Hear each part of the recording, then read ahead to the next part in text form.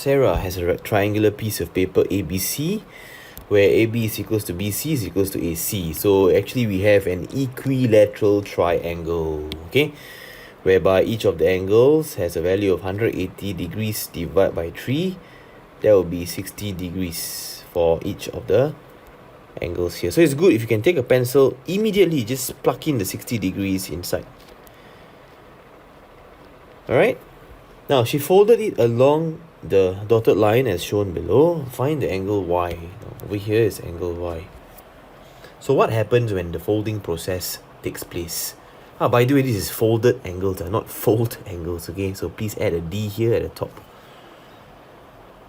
What happens when folding happens? Okay, so the angle here, you're folding it inside. So it gets moved into the position, the new position right here. So 60 degrees was here, you move it inside. Here will now be 60 degrees. Okay, let's mark it with some nice colors. So we have pink color here. The pink color angle will now go inside here. Okay, not just that.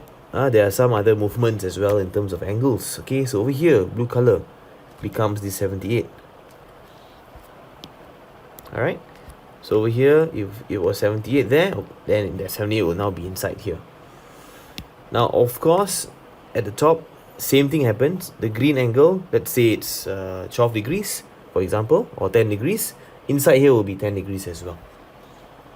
Okay, so take note, there is a movement of the angles as well. Now, on top of that, even the length gets moved. So let's say over here is 10 cm. You fold it inside. Here will now be 10 cm. Here, let's say 7 cm. You fold it inside. Here will now be 7 cm. Okay, and this is a common length that does not move. Alright? Now, how do we solve the question? How do we find the value of y?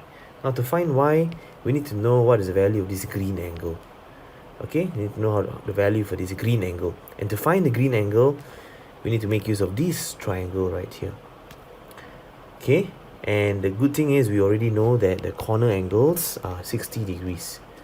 And that gets moved inside. Alright, so how do we find this green angle here? 180 minus 60 minus 78.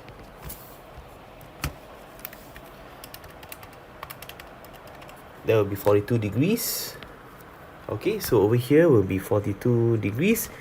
On the outside here as well, 42 degrees. And you can use angles on a straight line.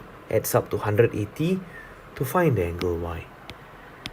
Final step for angle Y.